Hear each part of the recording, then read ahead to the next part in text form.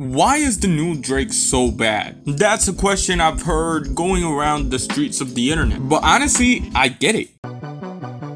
Drake has been doing music for a little over 13 years at this point. And I don't know if you know this, but not a lot of rappers are able to stay in the game for 13 years and be as relevant as Drake is. But why is his music so unmotivated nowadays? Seriously, I think most people knew that Certified Lover Boy was gonna be mid when they looked at the cover. Like, what the fuck is this? Drake doesn't get enough hate for this cover. And this year, when Honestly Nevermind dropped, it took one track for me to realize people are not gonna like this. But what was it that caused this to happen? Why is the new Drake so bad? And I think I figured it out. Fuck a pigeonhole, I'm a night out, it's a different I don't think a lot of people think that the new Drake is bad, but I do think that there is some frustration with Drake.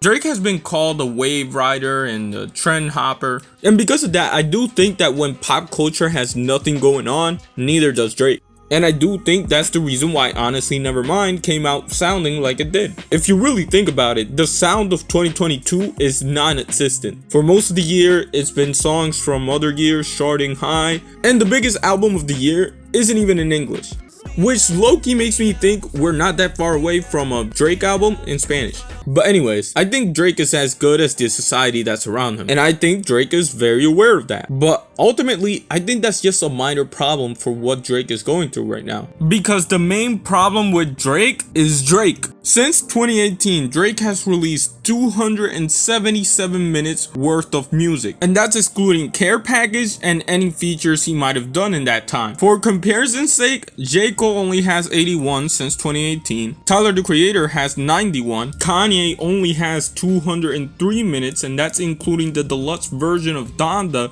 which is, by the way, 2 hours and 11 minutes long. And with that in mind, it's clear that Drake needs to chill out. For the past 4 years, probably the most valid criticism of Drake is that he drags on for too long. That's the reason why people were able to see that Drake is too formulaic. The reason why Pusha T has been able to rap about coke for like 20 years is because he takes breaks. He releases an album, he does keep it brief. But Drake, on the other hand, the last time he didn't release a project was in 2019, and technically he also released Care Package in that same year.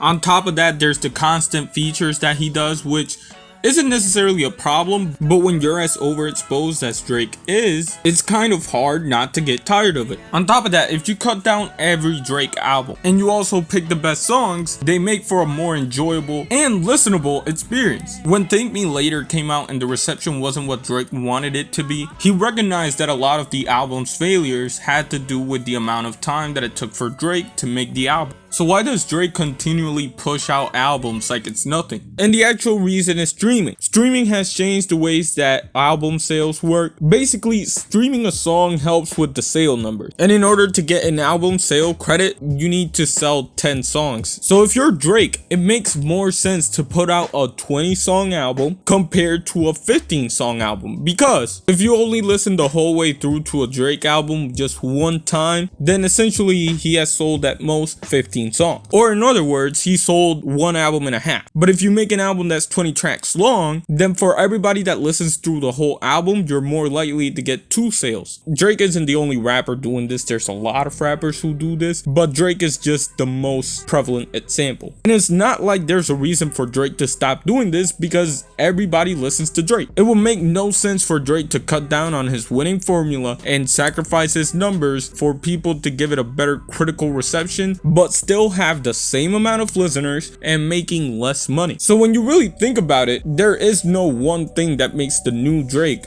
bad. Obviously, this is all subjective.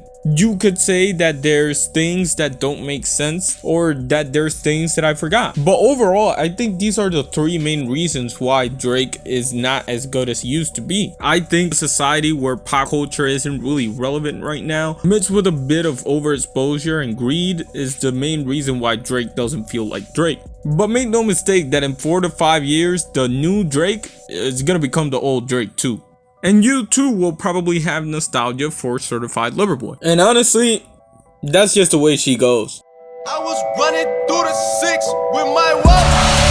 You know how that shit go. Low-key, Drake is kind of like 2K, now that I think about it. Anyways, I'm gonna go ahead and let the outro roll for now, and well, yeah.